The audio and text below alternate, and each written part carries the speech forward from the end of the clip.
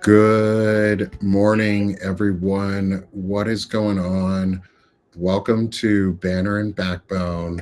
I'm Nick Perro, joined by my good friends and colleagues, Sherrod Swaney, co-director at Centered America, Frederick Pogue, Missives from a Middle-Aged Man, and my good friend Melissa Corrigan of Counterstory Media, and so much more.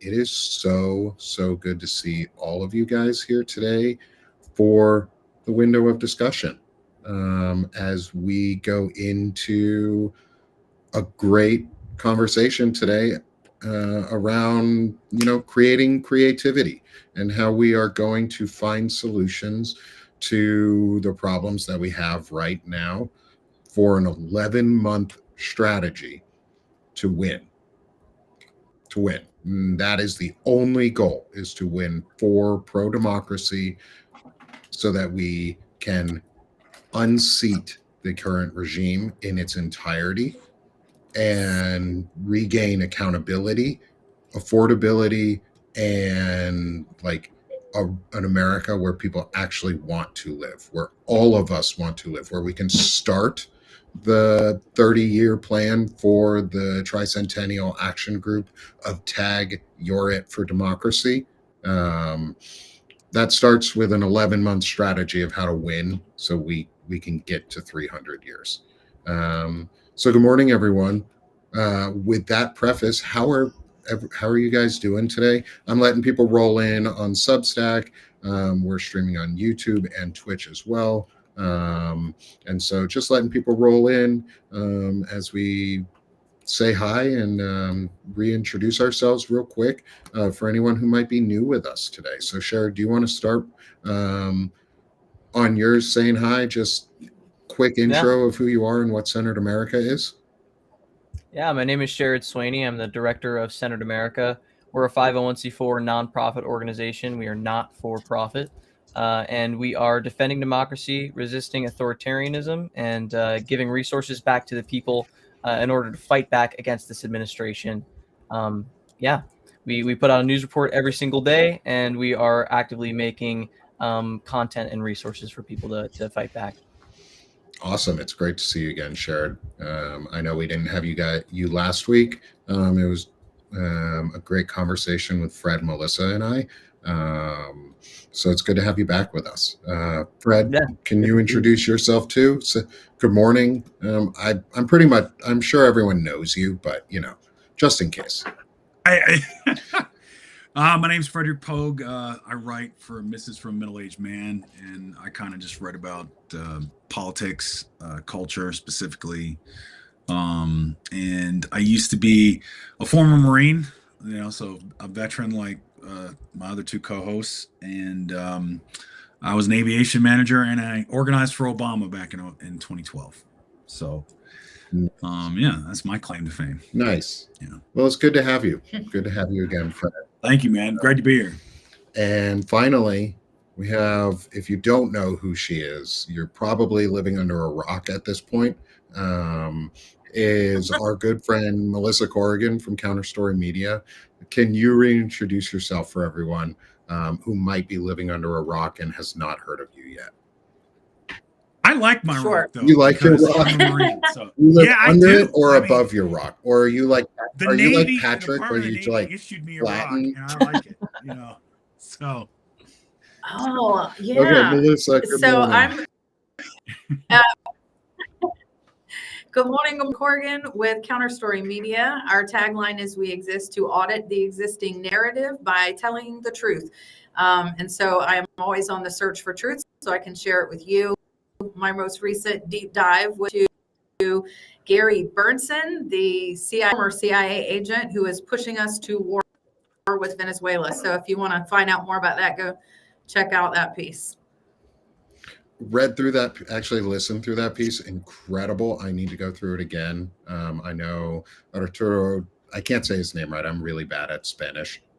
Arturo Dominguez reposted your article in a note, and he even said he learned something. And if Arturo is learning something about Venezuela and Latin American politics, that probably means it's a really fucking good article. So go read everything Yeah. Melissa has or listen High to it. praise. It's like, she's fucking fantastic. So go listen to Melissa. Yeah. And then for those of you who don't know me, I'm Nick Perro, co-founder here at Banner and Backbone, as well as Sick of This Shit Publications.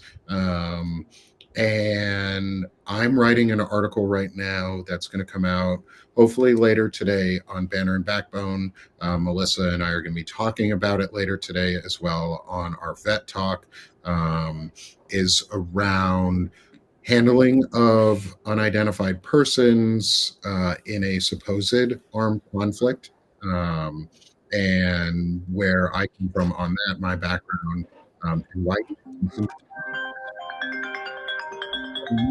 Um, and I want to make sure that we can simplify a complex topic into very easily digestible information for everyday people who might not have the same background that I do. Because I was in the Army, I am a trained human intelligence collector and have advanced training in interrogation techniques and in processing for biometric collection and other things for newly handled detained individuals. So I kind of have some background. I know what I'm talking about. And I have experience with this because, I'm not in jail for doing my job.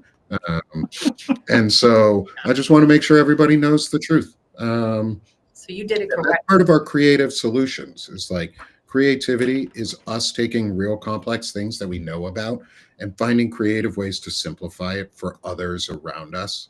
So maybe we can start on that as a starting point of how do we, in the next 11 months, what is the most impactful thing?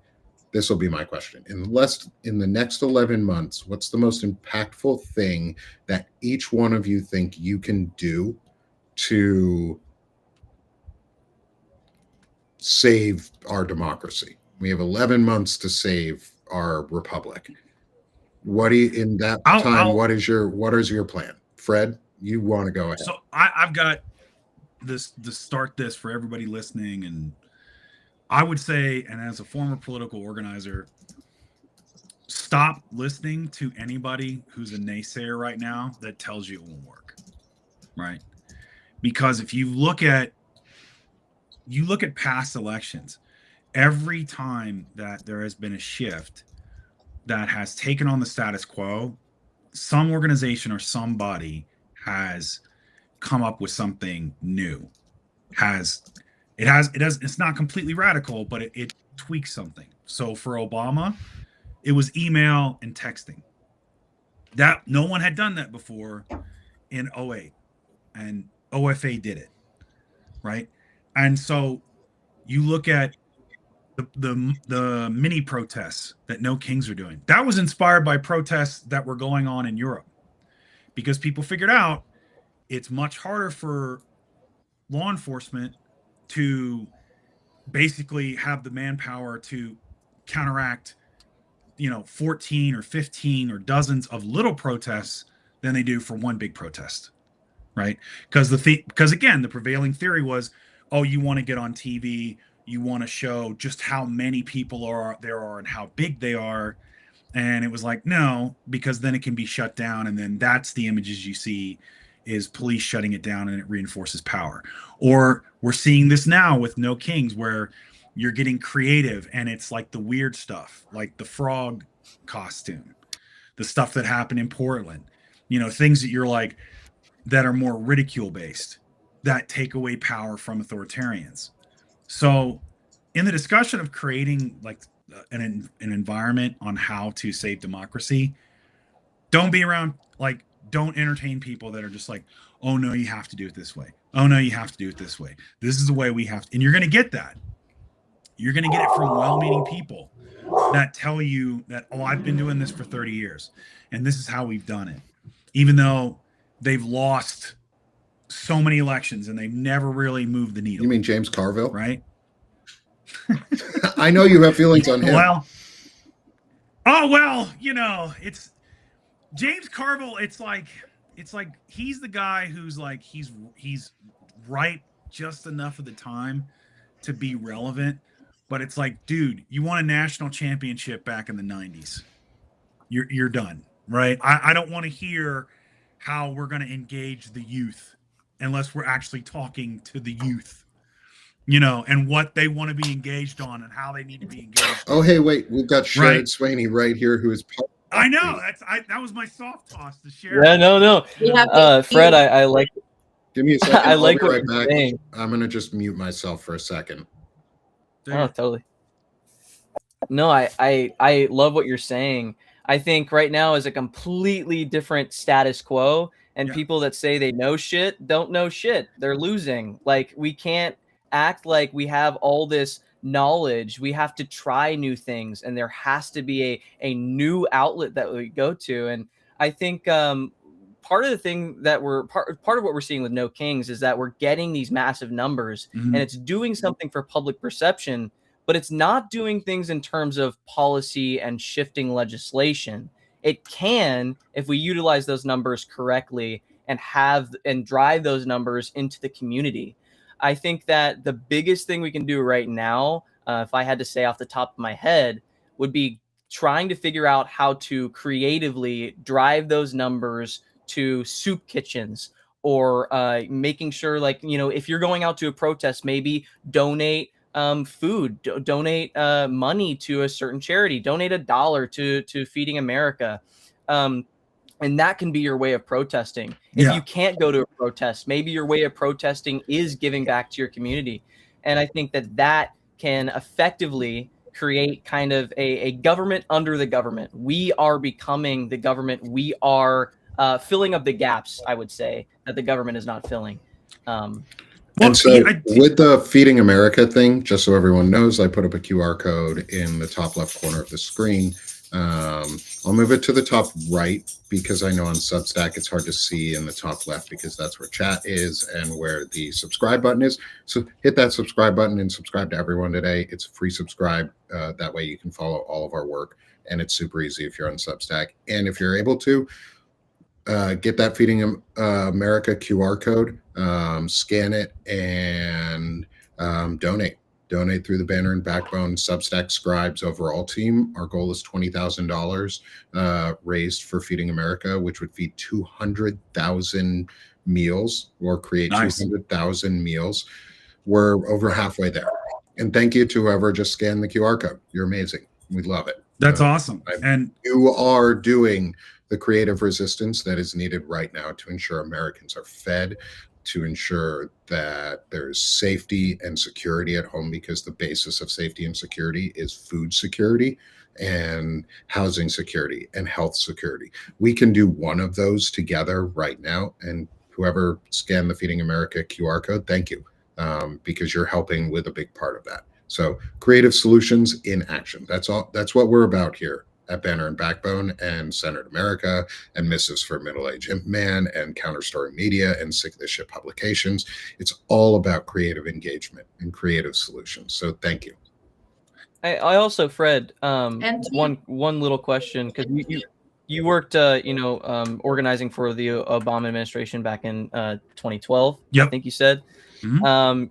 So a big thing that they utilized was personal network templates. And I think we can do something very similar where it's, gather 5 people and text them to vote for a certain candidate. It's like we can take these 10 million people that we're getting for No Kings and have at least one of them have a conversation, have a conversation with somebody that that might be a naysayer, and have that kind of connection to here's why you should go out and vote. I think that's an awesome point, because so I organized in the Tennessee 1st District, right? It was Phil Rowe at the time when I was organizing back in 2012, and that was just when big data was starting to become a thing. And so the person I worked with, we were doing a state level campaign, and we dug into the numbers, and in Washington County, in the Tennessee 1st, right? So the biggest county, the most populous county in Tennessee, East Tennessee, in that district, the eligible voting rate was only 30%. And there's all kinds of reasons you see that depressed turnout. That's why this recent special election with Afton Bain, I think her name is, and was such.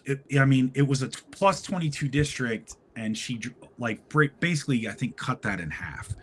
And had they not had the insane voter suppression going on, we're looking at a different thing, you know. And so what you're talking about, is super, super important, is because if you can get 5 other people, that's what they call in the military a force multiplier, right? It's not just you. If you get 5 others, you know, you've basically turned out 5 other votes. Whereas if you hadn't done anything, if you'd have just shown up and done your civic duty, I mean, yeah, that's good, but this could be better.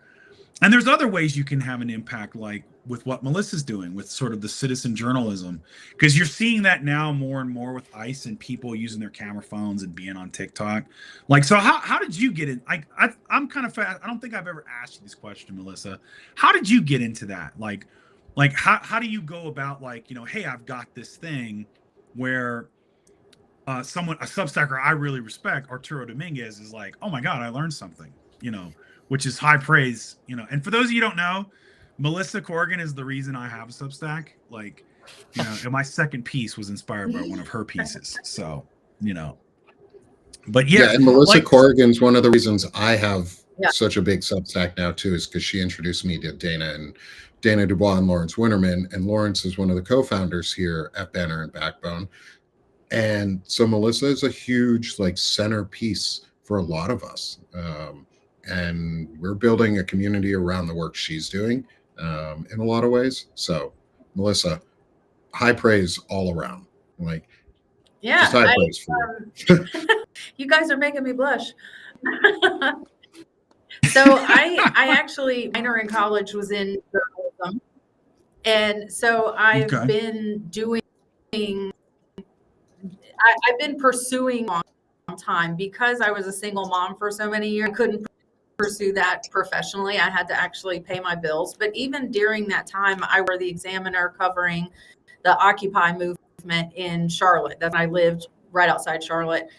And that gave me a great insight into the crossover because I've talked over between being a citizen and being a journalist, when I am by nature an activist and I am by nature a journalist.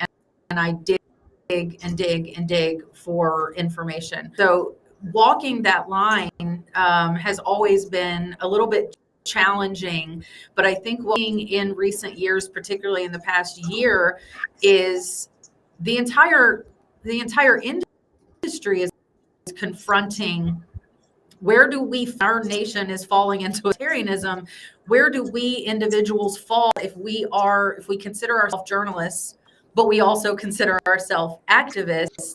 And we are developing what I believe is I think we're shedding some of the restraints of journalism, of historicism, because when we are at a rally and we, like I said before, the incident where there was a conservative content that was clearly trying to instigate stuff with people, and he was particularly targeting after no one was giving him any energy, he began intentionally targeting Black men with his questions with an intent to rile them up. And there quickly became a situation where someone was going to swing on this young man. And all I did with my camera up was step in between them. And if I was wearing a lanyard for the Routers or Politico, I could not have done that in that moment. And what I would have captured as a journalist was a Black man punching a young white conservative creator, which would have given that creator everything he wanted for his material. And it would have given a narrative to the march that did not need to exist, right? In that moment, I could choose to step a hat and into a citizen hat, step in between that situation to dissipate a headline before it ever happened. And I don't believe I did immorally in that situation or unethically, but you talk to journalism sort of diehards and they would disagree with me. So I think we're in a rule place of establishing new media where we can operate out of our personal ethics and all know to be right. Okay. And that's a very cool place to be. And I am finding my way just like you guys. And all these doors have opened up and I've been meet with the coolest people. And at the root of my work is I want a difference. And if sometimes I have to take off the hat to do that, then I have the freedom to do that by virtue of this platform. Well, before you jump in, Fred, I think that's really important because one of the most fundamental things people have forgotten is your first responsibility as an American citizen is being a citizen and upholding the laws and the Constitution. Right. So no matter what, your primary role is to be a citizen, not a journalist, not a politician, not a public servant, not whatever our roles are, not a media influencer. Citizen. Your primary role needs to be citizen. And I think maybe one of those creative solutions could be part of what Lawrence Winterman talked about too, was the citizen's oath and getting people to actually take and want to take a citizen's oath so that they feel a responsibility, and we all feel a responsibility to the Constitution and to our laws and upholding them. And what does that mean? And we have to embody them. That way, when we talk about it for service members too, is like, what does it mean to uphold your oath? You can talk from experience and saying, this is how I uphold my oath. I hope you do the same. Or I expect you to do more and better because you swore that extra oath. And you can talk from experience. I think it goes like even to deeper than that. I think what Melissa, and I agree with you though. First and foremost, I want to say that, Nick, is like, you're absolutely a citizen. You have to keep that first and foremost. And I think it goes to that with these old rules of journalism and this. I'm objective. I'm just a impassioned witness to history or whatever. And the fascists and authoritarians, they bank on that, right? Just like in Congress, they bank on the Democrats to be the quote unquote adults in the room. Now, whether it's the corporatist ones that fall in line, or whether it's people like, they give them an out like, well, okay, I don't want to burn the house down, so I guess I have to make a deal with the guy holding the gas can and the lighter, instead of just saying, no, screw that guy. He's got a gas can and a lighter. Let's beat his ass and throw him out of the house. So I think Howard Zinn said it best is, you can't be neutral on a moving train. And if you like, so to me, if you're acting from a place of authenticity and you're acting from a place of this is happening, you should absolutely intervene. You should use your privilege, and you should use because if your goal is to just impassively document the downfall of democracy, the fascists are going to win. Right. If your goal is to inform the public. And I would argue that you are, and I would argue you're being a tool for fascism in doing that. Yeah.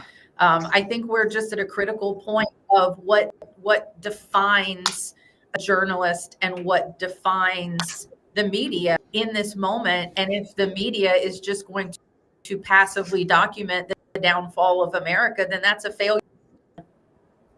Well, then when they go to the camps, fourth wall or the fourth estate. Yeah, when they go to the camps, they can be like, I at least obtained my, I kept my objectivity. Yeah, it's great. Fantastic. Yeah, great. Your objectivity did you so much good because you didn't uphold the first part of all of it, which is you're a citizen and you need to uphold the laws of the nation before your stupid job. Well, it's like that one meme that went around for a little while where it's like, journalism isn't this person says it's raining, this person says it's not raining. Your job is to open a window and verify who's telling the truth, right? And so it's there's this notion like, well, if I put myself in it, then I'm part of the story. It's like you're part of it. That's the false choice. Is you're part of it either way. If you're part of this country, you're part of the story. Doesn't matter how old you are. It doesn't matter like where you're at in life. if you're part of America and you're a citizen and this is happening, you're part of it. You can't escape it. You And I know, think, whether you, like Right. like you all are saying, I think, media is being reformed and reshaped. Journalism looks completely different now. And I think we can use our platforms for good. Everyone in the chat right now, if you are experiencing or witnessing something in your community that is against the law, record it and send it to us. We would like to amplify that. We want to show these cracks in what's going on in America right now. And I think that if we can utilize people's independent journalism, people going out of their way to document, create a file of all of these instances that are against the will of the people, I think it'll be a lot better of an amplification. I also think like there's a difference between a moderate America where it's corporatist politicians and what they think we want or what the donor class wants, and there's a difference between a moderate America that is the will of the people and what most people want when it comes to policy. And so when we talk about a moderate or a centered America, it's not a corporatist idea of America. It is the will of the people. And we have to reform and reshape what centered or what moderate means, because that's going to be the most useful is reforming that. And I think Nick is very he always centers on reforming the narrative, reshaping the narrative. What can we recall something? What can we reclassify something to make sure that it gets across to the population, to America? And I think that's going to be one of the biggest things as well. Yeah, and thanks for that. I think one of those important ones is the regressive versus or rather than conservative in how we talk about them, because it's easy to rebrand the Republican Party from a conservative party to a regressive party. They're the regressive Republicans, and it's the regressive nationalist convention that goes on. Like, that's what they are. And we use their terms, we use their That goes to answer, right. Yeah, go ahead, Melissa. Yeah, that goes to the question that you asked at the beginning, is that what is the creative direction that we should take? And I've been pounding this drum for weeks and weeks that we have got to confront on narrative. We have got to get out in front on messaging. This is the time that investigative reporters need to be digging super deeply what our military is doing, so that I'm not liberal, so that pragmatic reporters can get in front of the messaging that's about to come out of Pete Hegseth's mouth. We have to own the messaging of what is happening in our military, what our military is being used to do. That needs to come from, I believe, veterans who are also journalists is going to be absolutely pivotal to presenting some of these stories that are about to come out, that are going to come out of investigations that are currently in chambers. About to see a lot of information drop on these boat strikes, and we have got to get in front of the messaging. For Hegseth spins a narrative that all of MAGA is going to repeat. We have to get in front of messaging. And I mean, the military is just one aspect of it, but this is a piece where Democrats have always struggled. We have to fix this. Like Chris Goldsmith said, to be on offense. We've off our back foot and get out ahead of. It's funny how this is shaping up, because man, it is like a bad Hollywood remake. I can't wait for them to trot out, if you're not with us, you're with the narco terrorists. It's like, oh, okay. Right. Yeah, the ones with the outboard motor that would take like 78 times to refill to get to the US. Okay. Yeah. By the way, I'm not referring to them ever as narco terrorists, because they're unidentified persons until further notice. We don't fucking know. Like, we don't fucking know who these people are. We don't know who our government is just murdering. Like, this is, I put it out yesterday Not too. Just murdering, they're ruthlessly murdering. They were clinging to the side of the boat while the boat was on fire, and they struck them again. Again. Fog of war, which is in does not fucking exist. does not Yes. fucking exist. Fog of war does not exist in an age when you have Right. radars and systems that can see through fucking anything. Like, fuck off, Pete Hegseth. I Well, hope and it's you even enjoy prison when you go. Like, that is my new testament to Pete. Pete, kill them all. Hegseth ordering kill them all, and now claiming fog of war. No, that's now they're shifting the narrative and fucking saying it was the bullshit. admiral. yeah, they're trying. No, they're and trying out. yet there's reporting that has now come out that it was presidentially authorized, Yeah. which means Donald fucking Trump signed off on kill them all, which means from the top down, they are liable for fucking murder. I want to put this out there Right. as like, because again, I always go with I never try to ascribe it. I try to avoid ascribing intelligence where there isn't any. I literally think it's just Donald Trump's such a fucking sadist, and because again, he R words little girls, so he likes it when people blow up and die, and that's why he gave the order. And Pete Hegseth's such an empty suit soul, just that like he's just like he doesn't really have any like guts. It's just where alcohol sloshes around when he walks, and I think He's it was just like, this will make the boss happy. I think that's why that Franklin the Turtle thing, right, why he meant it as a joke, is so telling.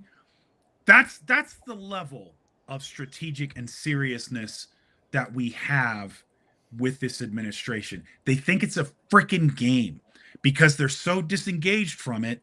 They're so far away from the psychological impact that they're not stopping to ask questions. They're not stopping to weigh the moral implications. They're just like, oh, okay, yeah, like we'll just blow them up, and it's like, there you go. I'll get so Donald Trump can get a chubby before he goes and falls asleep in a cabinet meeting. Like, that's the level of moral seriousness we're dealing with for our country, and that we're asking the men and women of the military to do. And you're right, Nick. The only way we stop this, everybody from the top man to the trigger man has to be held accountable. Is the position right?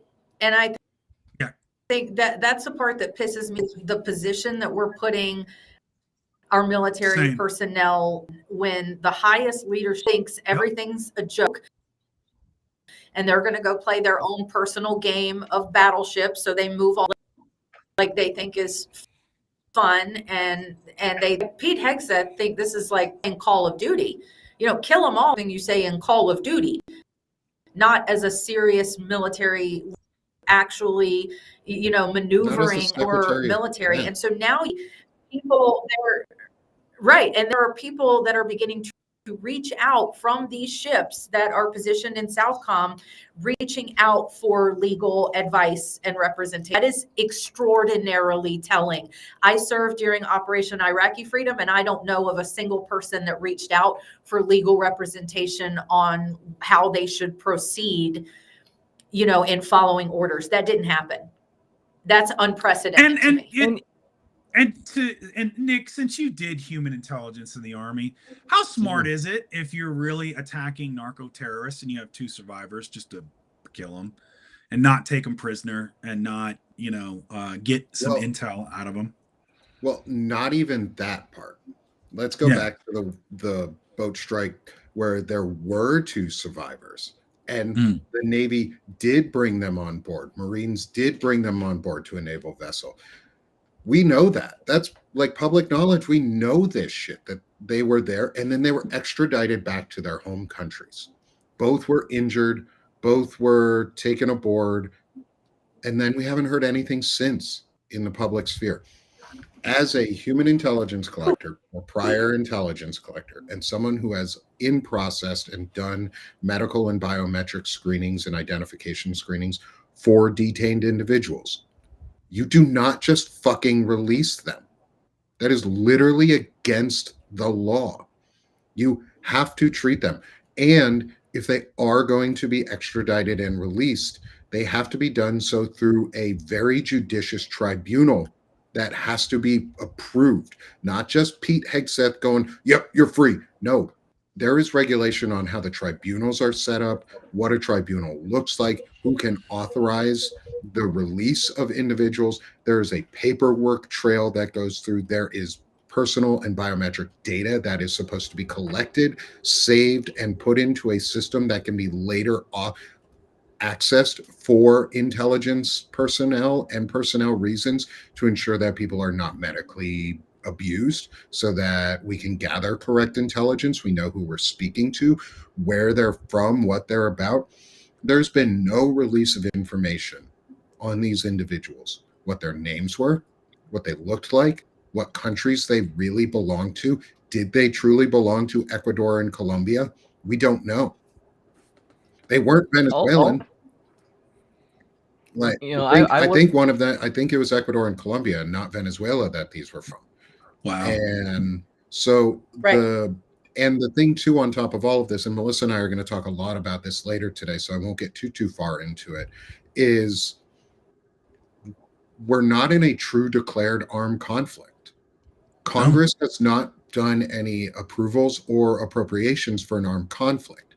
So right now, the military is acting as almost a pirate force and just killing people. And Pete Hegseth is acting less honorably than the most vicious pirates in history acted. Yeah. And that's how we need to be talking about them too, is he's a pirate right now. Like they're just attacking people who we have no identification of. But as a intelligence collector, it is so fucking stupid if these people were actually narco terrorists, because how you get bigger fish is you start with small fish. You create a network map of people, which we see all the time. We release this stuff all the time. Everybody sees this all over the places. Who was talking to who with these cell phone records, and we saw it with the January 6th investigations. There's network and association maps that get created by analysts and intelligence collectors so that we know who the little fish are, who the big fish are, who the top fish are. You have to get the little fish if these are narco terrorists. And if there was intelligence reporting collected, that needed to be saved and put into the system. And if those records for some reason are not there, that is a really, really big violation of law. And that would have to be authorized at the Secretary of Defense and presidential level. Like, you cannot authorize lower than those two levels to delete information. And you really can't even do that. Like, there's some really strict regulations on deleting information, because that's called a fucking cover-up. That's called a criminal conspiracy. So if things like that are happening, I wanted to address somebody, what the fuck, narco terrorist anyway? Can we please stop accidentally legitimizing? Yeah, like I've said yesterday, I said, if we are legitimately blowing up boats that are laden with kilos and kilos of cocaine, heroin, whatever they're alleging is on, number one, now we have an environmental disaster. Because can you imagine Kosh announcing that we're fighting cocaine shark? Can you imagine it? Because I could fuck, right? Cocaine shark in a tornado. Not only that, if they're legitimately right, if they're legitimately saying that these are narco terrorists and they are carrying kilos, be washing up on the shores of the surrounding countries. They are not. Yep. Also, we are exploding allegedly cocaine into our international waterways. And so, environmental groups for this. So where is the actual evidence, scientific evidence via drugs in the water, drugs washing up on shore? Where's the evidence that these people are narco terror transporting drugs? They've provided evidence of that. There exists No evidence of that. Yeah, there's been Not no only that, but congressional review, no congressional approvals of any of these strikes either. That's the thing too, is they have to get congressional Right. approvals in an armed conflict for these strikes until Congress has approved it as a legitimate armed conflict. And that's why I'm we need a saying war powers us resolution. that, yeah, for war powers. Like that's why I'm saying specifically alleged narco terrorists. I believe they are unidentified persons. So as far as I will go even further and just stop using the term altogether. These are unidentified persons. There were two of them that were brought on board a naval vessel. We don't know their status. There were two unidentified persons who were survivors of a strike on an unidentified boat in international waters that we then blew up a second time. Those are called civilians. Right. They are not enemy combatants. Those, Yeah. when we're not in a declared official armed conflict, are That called part. civilians. This isn't even You through the can't just kill AUMF. Like fucking civilians. this isn't even this is even the AUMF, right? I mean, you think about like all the little bit of the scandal it was when it was finally revealed that we were in a covert war in Yemen, and we were going after terrorists, but we had like the okay with the Yemeni government, right? And even that was kind of problematic, because it's like here's the U.S. conducting a secret war in Yemen, and this is so far even beyond that, right? It's I really think it's like go blow up some boats, and that's what it is, that's all it is. It's just because if you really wanted to, like, if they were even really wagging the dog here in a smart way, we would see pictures of, if they were narco terrorists, man, with the forces we have, the naval forces, you pull up, you take them, you'd see it would be like the South. It'd be like the old police videos where they take it's pictures. like piles of cocaine and people handcuffed, and it's with art, like it would be photo op and propaganda. But It'd be Christy Nome in front of Saycott and a bunch of prisoners. We're not seeing any of that. None of that. Nothing. And I wasn't in the military, but the U.S. is the most wealthy and developed nation. To kill 83 people, it takes very careful consideration, and they're treating like it's nothing, and they're laughing about it. So it's like that's what's in front of our face right now. Let me put a finer point on it, Sherrod. Like, yeah, we are the most powerful military force in the history of humanity, right? Nothing on this earth has ever been more powerful than us. Now Ukraine may be more advanced when it comes to drone dominance, which old Petey Hegseth, he came up with that term, and he's just like, we're going to do this. It's like, well, then you need to fund Ukraine because they're the ones that are doing it, right? Yeah. Go talk to the people who are doing it. Go study Operation Spiderweb and then get back to me. But the fact, to your point, Sherrod, the fact that we're doing this, right, is so laughable. Again, if we're talking wag the dog, and for those of you who aren't familiar with that term, that's basically like it's a lead up to a war, right? The dog's not wagging its tail, so you're taking the dog and you're wagging it to make it look like the tail's wagging.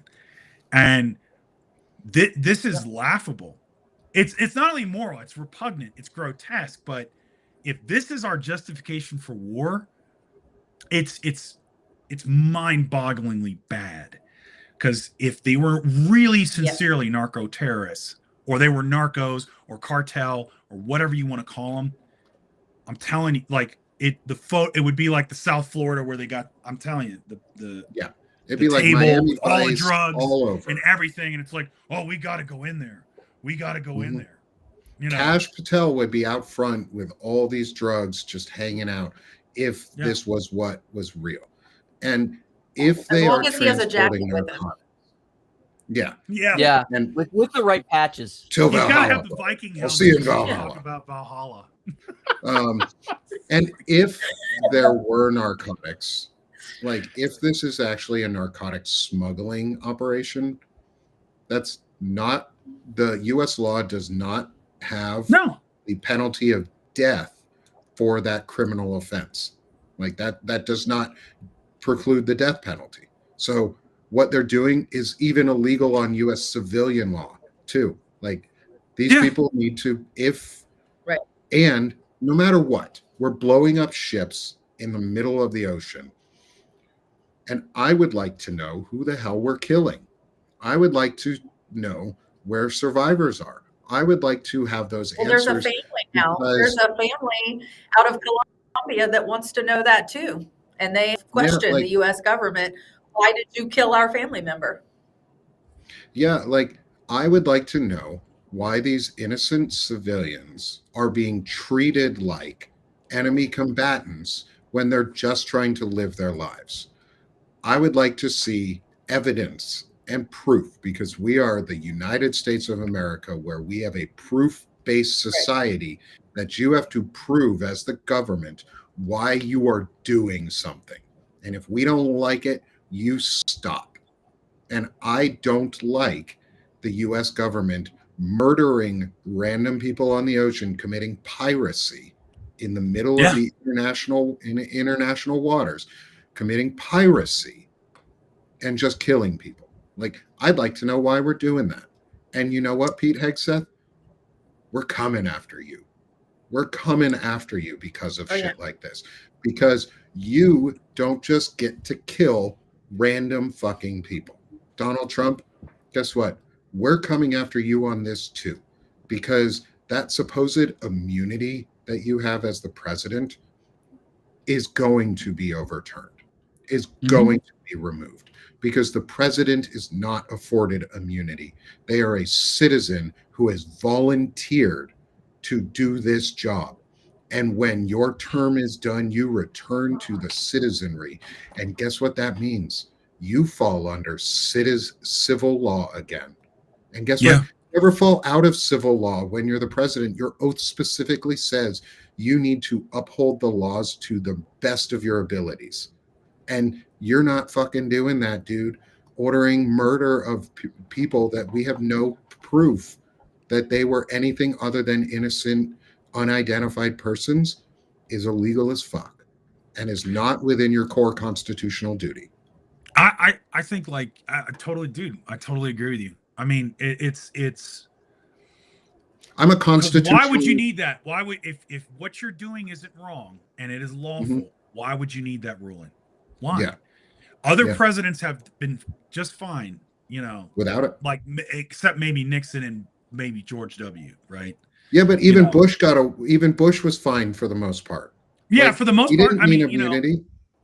And that's it. And so if you don't, unless you're doing something highly, highly legal, then you don't need it. And to Melissa's point, we're going to see this propaganda that's going to come out.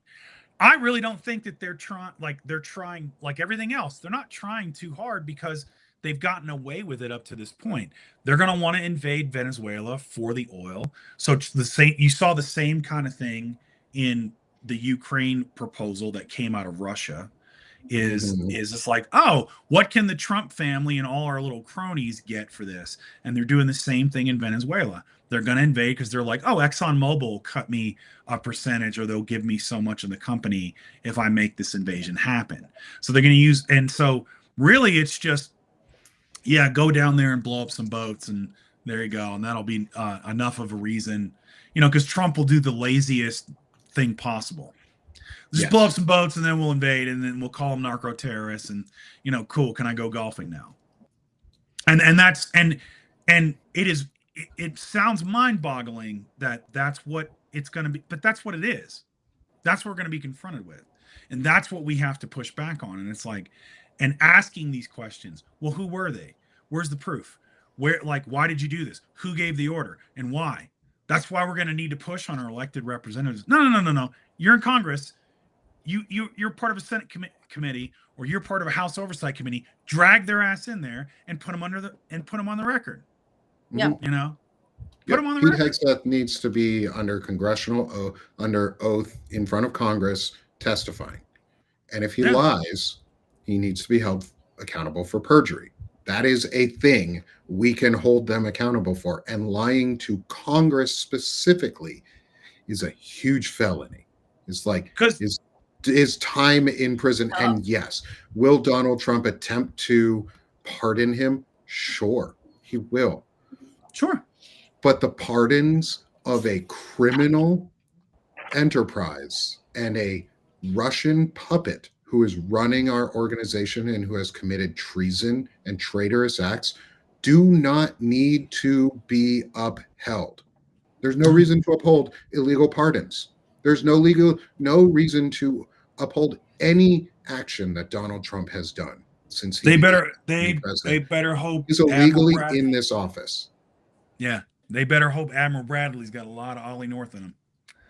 Because if he don't, Yeah, I have some questions for every admiral or let's- flag officer that retires. Yes. Go ahead, Melissa. Let me read something directly from the Geneva Convention. This is Article 15, murder in violation of the law of war. Any person subject to this chapter who intentionally kills one or more persons, including privileged belligerents in violation of war, shall be punished by death or such other punishment as a military commission under this chapter may direct. I want to see Pete Hegseth in jail, but we may see Pete Hegseth. Yeah. good luck Long trying to drop leave the with a sudden U.S. stop. Or a short drop with a sudden stop. Those types of things. That's a phrase my dad taught me on what that is. Yeah, and let me read just a tiny fraction of the DoD Law of War Manual, section 4.19, treatment of unprivileged belligerents. Unprivileged belligerents must be treated humanely. Let's go to the next. That person should enjoy POW protections until their status is assessed by a competent tribunal. That means if we don't know what their status is, if they're believed to be either or, they get treated like a POW until proven otherwise, which is a competent tribunal. There was no competent tribunal arranged before these two individuals that have disappeared at this point were released or extradited back to their home countries. We don't know their status of their health conditions. There was no congressional oversight done, even during a shutdown. I don't give a fuck. You still have to do the due diligence, military. You still have to be prepared for when Congress comes back into session and within the time frame answer their questions. And if you're unprepared to answer those questions, guess what? Those are now illegal orders. Those are now illegal activities, and you can and will be punished under UCMJ and civilian law. You can be punished under both. It is not double jeopardy to be punished under both, because civilian law is different than the Uniform Code of Military Justice. It is separate law that you voluntarily let yourself be committed to for life. For life. You can be recalled back at any point. Yes, for officers who retire and individuals who retire, it basically takes an act of Congress to get them brought back into service and remanded. But if you're an enlisted individual who got out of service, guess what? You can be remanded pretty fucking easy unless you were medically discharged. Like, accountability comes and we're going to hold people accountable. And part of that accountability also means we promote things like the Orders Project and places where service members can go get legal advice and can seek legal representation before the next illegal order happens. Like, just go to the Orders Project. Go to their website. I will link it in. I think I link it in all of our show notes at this point. And if I don't, I will make sure it's in there. The Orders Project is a great resource for service members, specifically officers, who it's your fucking duty to ensure illegal orders do not get to your enlisted personnel. So fucking do your duty. Yeah, because Lord knows the Trump administration ain't gonna have your back. Yeah, and Lord knows the JAG office was dismantled by Pete Hegseth and the Pentagon right away. So you need outside counsel, because guess what? A lot of those really good JAG Corps officers who were relieved of duty probably went to the Orders Project and are offering solid legal advice from a non-partisan, unbiased, pro-democracy, pro-constitutional opinion. And that's what we are. Like, I'm a constitutional progressive. I believe in the Constitution and the framework, but I want it to progress. Like, that's what I believe in. That's who I am. That's what I'm labeling myself as. Like, the overarching question for today was, what can we do over the next 11 months? And we're just about at time, so I want to wrap it up with this so that we can, one, promote ourselves and sell ourselves as always, but recap real quick what the one thing is we think we can do best over the next 11 months. And so I'm going to start first, Banner and Backbone. The thing that Banner and Backbone is going to do over the next 11 months is we're going to connect and collaborate with as many people as we possibly can. We're going to host as many shows as often as we can with as much fact-based, evidence-based, solid reporting, citizen-led journalism that we can. We're connecting people with creators that they otherwise wouldn't have met. We're connecting creators with other creators that are now building shows together and doing work together. And we're building the teams that can support Melissa or Shane Urich or Fred Pogue or Centered America and support Sherrod and Gavin. Like, we are building those teams. That is our goal. That is Banner and Backbone's goal. We need your support. As a co-founder here, I need your support. I would love anyone to come on board as a paid subscriber or founding subscriber to be one of the banners of the Backbones, or the backbones of the banner. Sorry, saying that backwards, and support it. That's the one thing that I think Banner and Backbone can offer over this year, is the connection and the collaboration pieces. That's not for me specifically. I'll go into mine afterwards, but I'm going to I'll do mine while I got it. Hold on. Let me find the QR code. Sorry, everyone. My one thing, as Sick of This Shit Publications, is on that frame is wordsmithing and messaging. I think I'm good at messaging. I think I'm good at coming up with slogans and wordsmithing and debating on the need for word changes and how we can take the narrative back and reframe the narrative. So that's what I'm going to do for the next 11 months, is do as much as I can, writing, reading, discussing, doing live videos, and reframing the narrative, and taking it back and creating a place that is positive for masculinity, intelligent masculinity, as Evan Fields would say, and making a place where men learn how to be good people in 11 months, because that'll bring in a lot of good people. That'll bring in a lot of people who are not voters. And that's part of it, is bringing in more, not just MAGA, but all the apathetic folks, and giving them a place they want to be. So that's Sick of This Shit Publications. That's what I'm going to try and do there too. Next, Centered America. Yeah, so I think the next 11 months, we're going to be working on trying to drive the numbers from No Kings into community building. I think that if we try and attempt to work with people, those numbers, bringing it back to the community, creating personal network templates where people are jotting down 5 friends, 5 groups or organizations they can call, 5 family members, neighbors, professional contacts, 5 of each, and then having that conversation where we can really shift the narrative. I also want to work on citizen journalism, citizen-led journalism, trying to get our organization, the people that subscribe to our organization and in our organization, to send us anything that they feel is a breach of the will of the people. Love it. Thank you. And I highly suggest everyone go become a subscriber with Centered America, free or paid. They're doing incredible work. And they're 2 young men who are taking the reins and trying to drive from their age group too, and build something that is sustainable and is grassroots. So go support Centered America. We love them. And I will always advocate for the work that they're doing. Next, my good friend, Fred. What's up, everybody?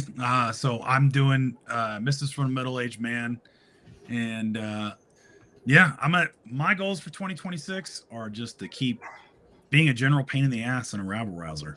So, yeah, I mean, what else would you expect from a former Marine?